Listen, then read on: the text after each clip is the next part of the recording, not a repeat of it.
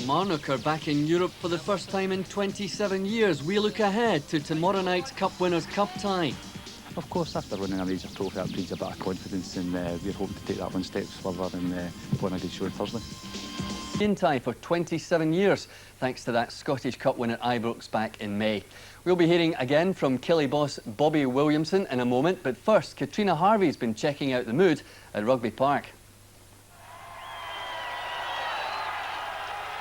These were the chaotic scenes in the town centre after Kilmarnock's 1-0 Scottish Cup victory over Falkirk. With hangovers now subsided and the trophy settled at Rugby Park, everybody at the club is looking forward to the next adventure, Europe. Tomorrow night's match with Irish League side Shelbourne in the Cup Winners' Cup marks Killie's return to the Euro stage after an absence of 27 years. Needless to say, Captain Ray Montgomery and his troops are raring to go. It's a new stage for us, it's Europe, and it's two ties, so that's new for us. So we're obviously looking to put on a good show in the first leg and to take a lead over there to Ireland enough to take a show in the second game. We'll be very confident. We must be confident going into it and utilise the pace that we've got in the team with the two wingers that we've got, Burke and Bagan, so they could be our assets. Killie manager Bobby Williamson's decision to play with two wide men paid dividends last season, and Alex Burke plans to relish his European debut. Any professional football player wants to play at the top in Europe as the top, so hopefully I can play here this season, hopefully many more. The Irish Cup winners are used to the early rounds in Europe and will also fancy their chances of progressing further. However, team manager Damien Richardson is playing it very cool. And they're a full-time outfit, so obviously I have to accept that they'll be firm favourites. Having said that, really, you go away to Scotland or anywhere else and you don't have a negative attitude. You believe in your own ability and you go places thinking if we play to our strength, then we have a great opportunity. But Kilmarnock, I think, are obviously a very good side.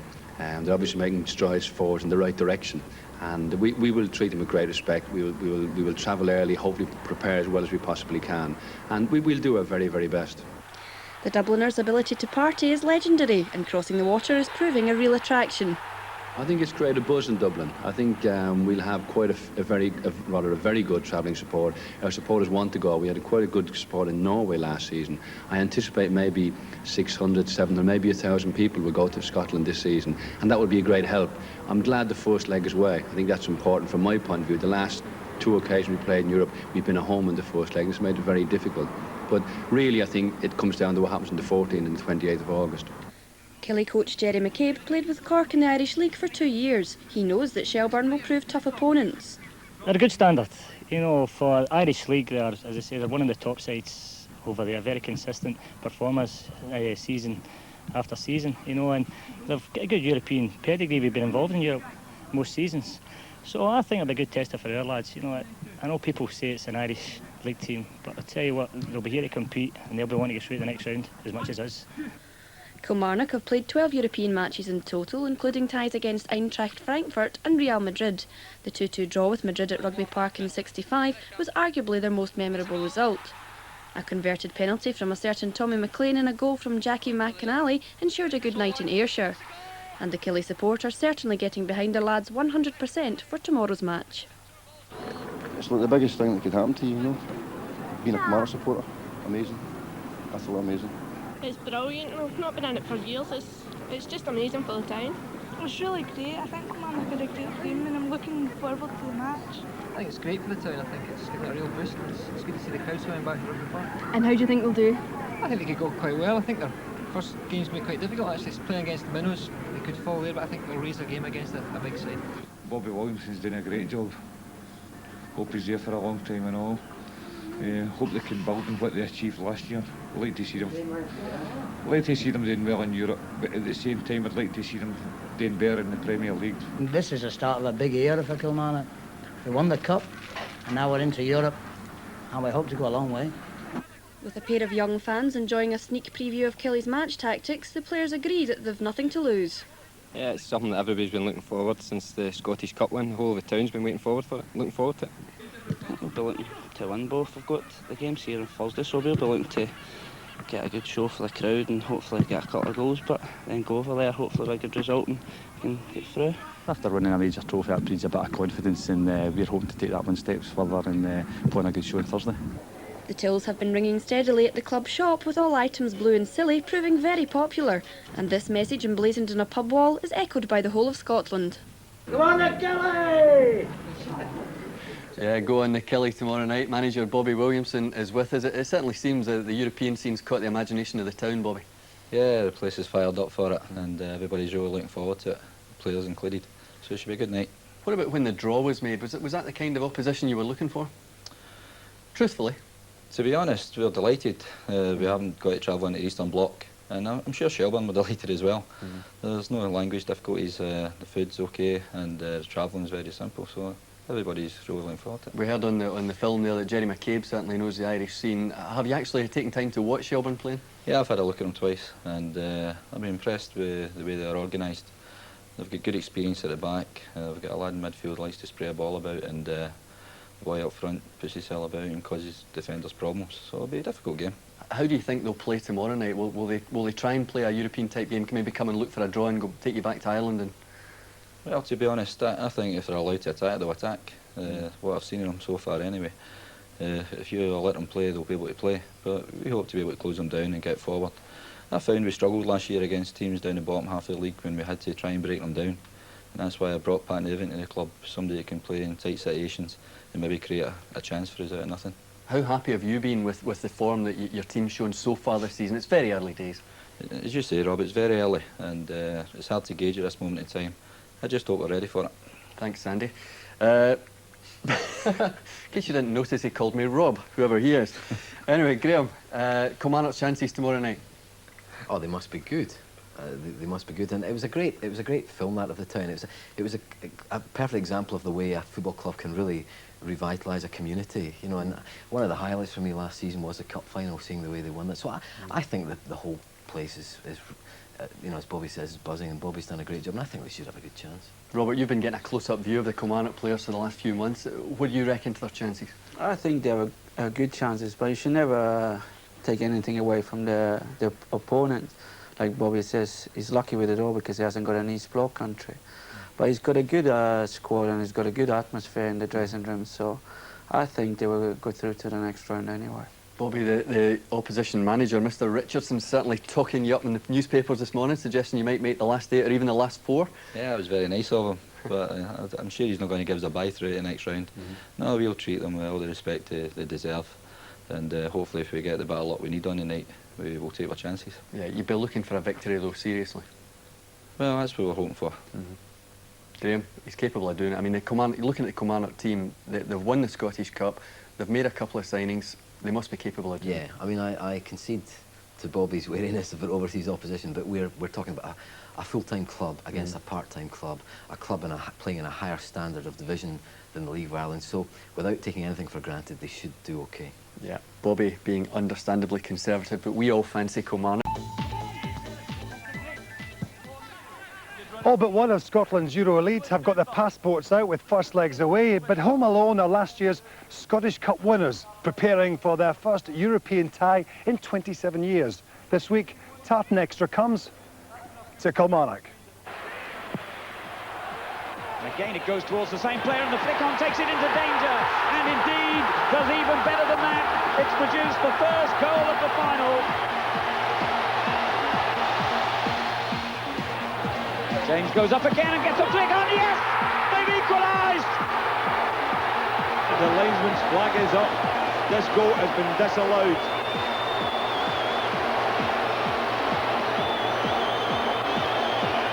The referee's had another look at the watch, it's all over! Kilmarnock have won the cup.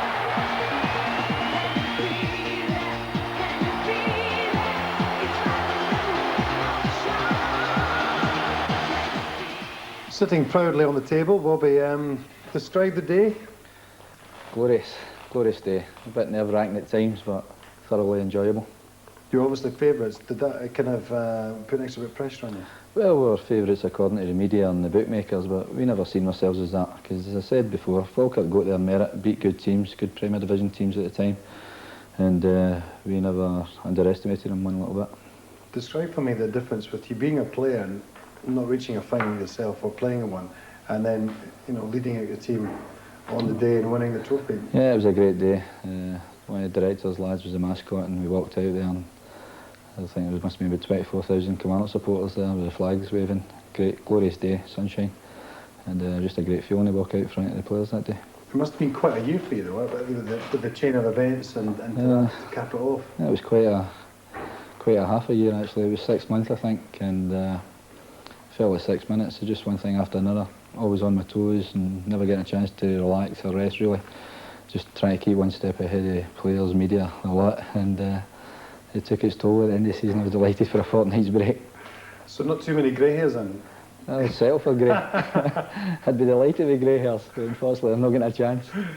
I mean, where do you pick up from that then? I mean, because obviously a lot of the spotlight's still on you, you know. Was it just a one-off, or where do you go from here? Well, hopefully it wasn't a one-off. I said at the time, and the players were playing well near the end of the season. We're getting our cup run up and going. We're doing well in the league. We beat Rangers, we beat Celtic. And I felt at that time we were probably the form team in Scotland. And I feel there's no reason why we can't continue in that vein. If we can get our consistency and stop leaking in goals at the back, and with the added players that we've added to the squad, I think we could do better this year. Right, well, the pressure's on you from the word go, because the domestic season's hardly kicked a ball, and here you are playing in Europe. That's right. For one reason enough, we're back into the season, and the European games on top of us. We've played 2 competitive games, which is one more than what Shelbourne have done, so we've got that added advantage, and hopefully we can make that tell on Thursday. What about Shelbourne? Well, I've seen them a couple of times, and it's hard to decide which way they're going to go. I feel, I've got a small feeling that they may go with the one striker and pack at midfield. And it's up to us to try and break that down. That's why I brought guys like Nevin and Vareille to the club, because they're pacey, they can get around people and create problems for defences. And if they're needed, I can call on them. Right, Bobby, more for you in a minute. But in the meantime, I've been browsing through Killie, the official history, and I managed to find a rather amusing picture of one Davy Probin, who was one of the heroes that put Killie into the Premier Division in the year 75-76. He was then transferred to Celtic for a record fee between Scottish clubs, making the headlines then, even with that dodgy hairdo. In Europe this week, it's up to Kilmarnock to put the smile back on the face of Scottish football tonight. The Rugby Park side meet Dublin's Shelbourne in the Cup Winners' Cup. Bobby Williamson's team will be hoping to rekindle some of that old cup final magic.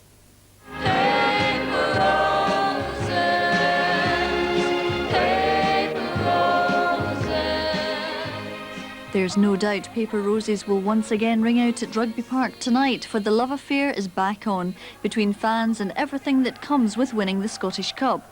New signing Pat Nevin says Europe and playing in the Cup Winners' Cup has reignited the old flame. It's a buzz all again, and it's an exciting time for the people around here, and to come in to be part of it is brilliant for me. And it's the first time I've played in this competition as well, so I couldn't really be better. It was either Shelbourne or Bamber Bridge Reserves for Tranmere, so I'm quite happy I chose this one. But the course of love never runs smoothly, and Killie manager Bobby Williamson doesn't expect Shelbourne to lie down. It'll be difficult. If they sit in and frustrate us, it'll be very, very difficult. But hopefully we've got the players that can create chances, and I'm sure we'll get the players that can take them. So I'm looking for a very hard game against them.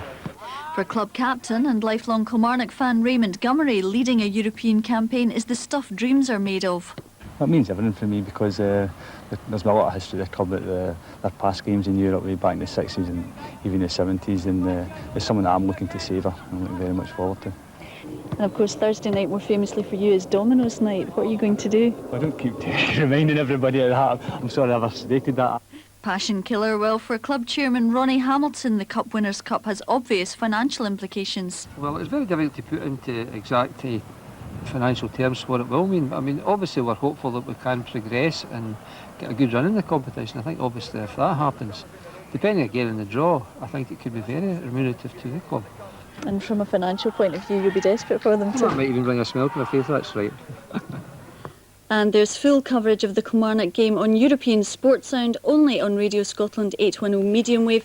We kick off at 7:03. Football in tonight's European Cup Winners' Cup qualifying round match at Rugby Park.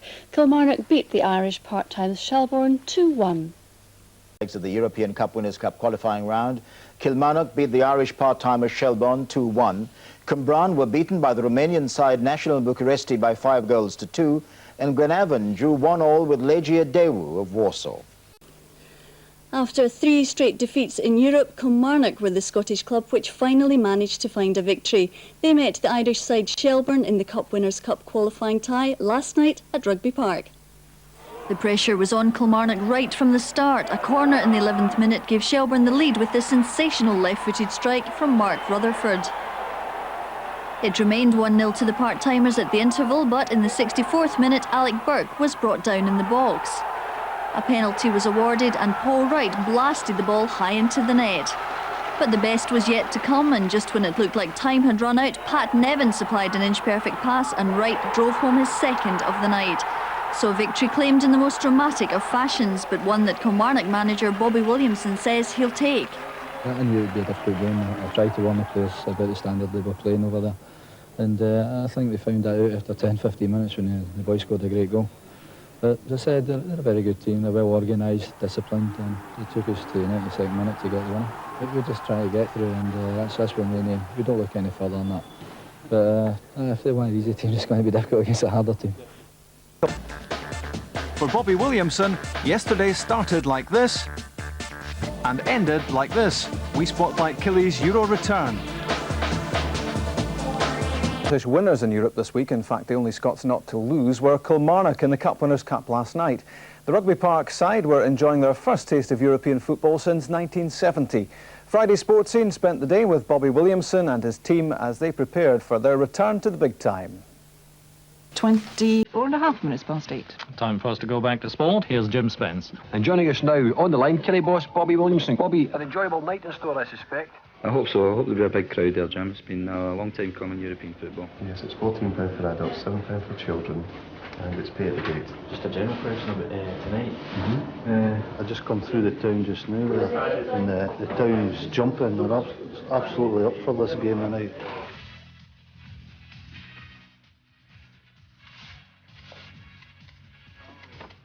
Part of the great anticipation of what's going to be a memorable night, hopefully.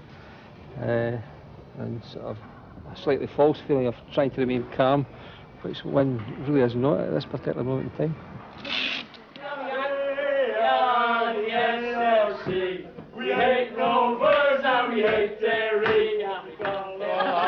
If we play up to the quality we have an outside chance of getting a result out of the tie. If we go away tonight, maybe one down, we'll be very happy.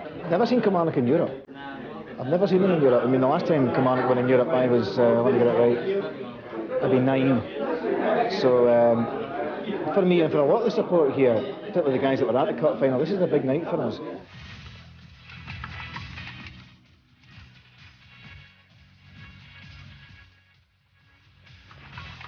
Oh, the biggest concern now is actually getting burnt. You know what I mean? You've got it fine, your actual part cut to a fine playing surface. And if it's been short, there's a chance the suns will burn it in certain areas, you know. But as I say, I'm quite happy the way the park is. It's looking well, and they can't play in that, they shouldn't be playing at all. It's very warm. I hope it's a bit cooler tonight for the players. I'm sure it's a great stage and there'll be a special atmosphere here tonight.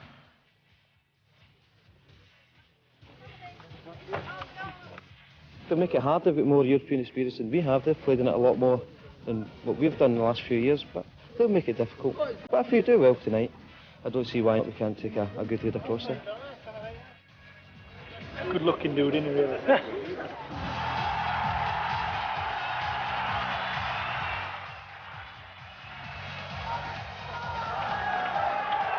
Corner kick on this left-hand side, taken by Desi Baker. It's well delivered, it's hammered in. Richardson outside the area!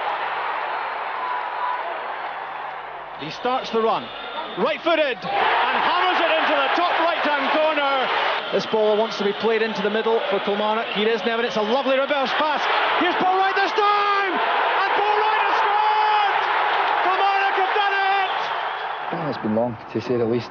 It's been enjoyable, and it was great to see the supporters turning up numbers. There was a good atmosphere in here. But it's a typical Killie story, we left him at the last minute again. And Kilmarnock have won this tie in dramatic fashion.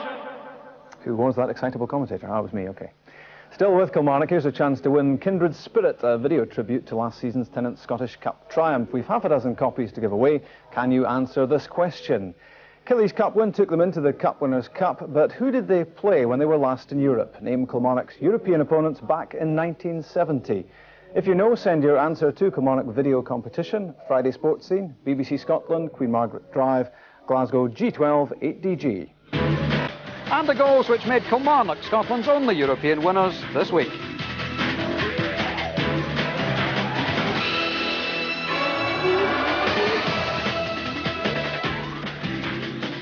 Although there's never any question of Scottish football easing itself gently into a new season. Already, the crisis signs are out after a disappointing midweek.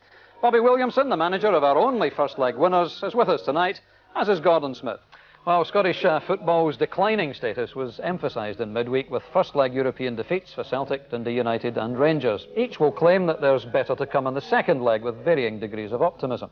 Kilmarnock, meanwhile, did manage a home victory against the Irish part-timers Shelbourne, although they couldn't have left it any later.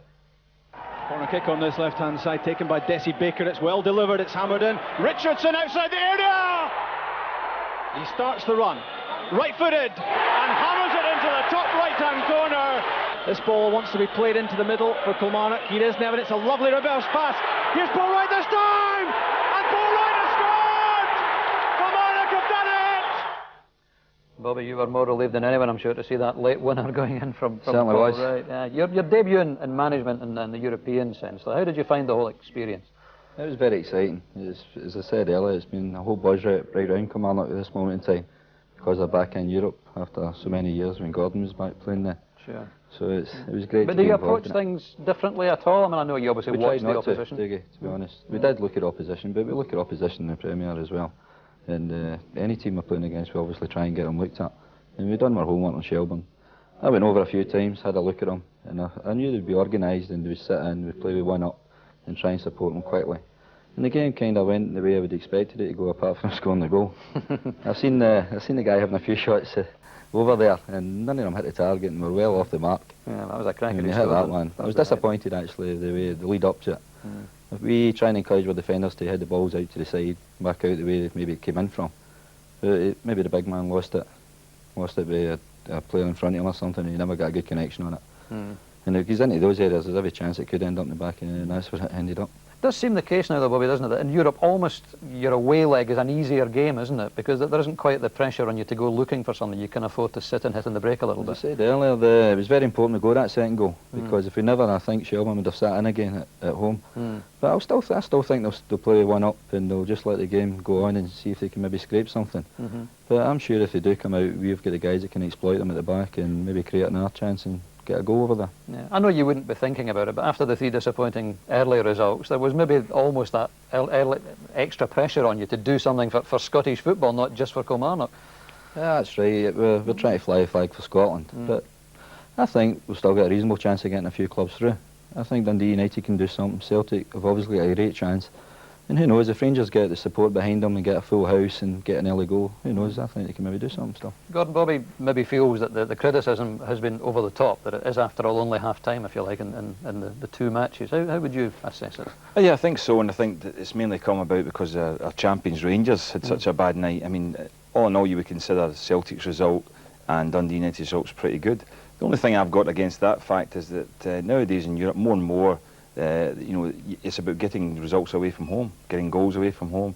And at one time you used to consider, you know, going away in the leg and just losing by 1 goal, a 1-goal deficit, to be a good result to come back home. But I think nowadays that the scenario has changed in Europe. You almost have to go away and get a draw, and you can even win away from home nowadays because the opposition are dragged on to you. So it's not that easy to pull back a 1-goal deficit because you're having the onus is on you to attack. And I'm sure Bobby thinks that Shelbourne are going to have to attack them and he can score. Now, but the same token, Trabzonspor and Innsbruck, Tyrol will be thinking the very same about coming to Scotland. See, the big picture is really what we have to look at, isn't it? We need all of our teams to do well to keep this famous coefficient up, to give us places again next season, because that's actually now in some jeopardy, isn't it? Yeah, it's a very worrying trend. We need Kilmarnock to go through, and we need at least 2 other teams to get through as well. Rangers will go into the UEFA Cup at worst, which means that they can actually be in further rounds in Europe as well, which can also boost, because you get points for wins and points for draws in Europe. So that can also help if Rangers don't have to go through in the next round. But we really do want to see all the teams go through. I know when you're a Partizan supporter, you don't really care, and sometimes you want the opposition to lose. But for the sake of Scottish football, it would be good if we get plenty of our teams through. Yeah. You notice among your players, Bobby, that there's an extra interest, that it's a break from the league routine, that they look forward to the prospect of more European ties? Oh, I think our lads are excited about playing in the European stage. They know that the whole of Europe looks for these results, they see the goals, so they want to impress, and as I said, they want to play in that stage, so they really look forward to it. Good. Well, we wish you and, of course, all the Scottish clubs well for that second leg, Bobby. Thanks for coming in tonight. Bobby, of course, and Kilmarnock have that Coca-Cola tie in midweek against Stirling Albion. That could be a tricky one. And, of course, our colleagues on Radio Scotland will have coverage of the Coca-Cola ties in midweek.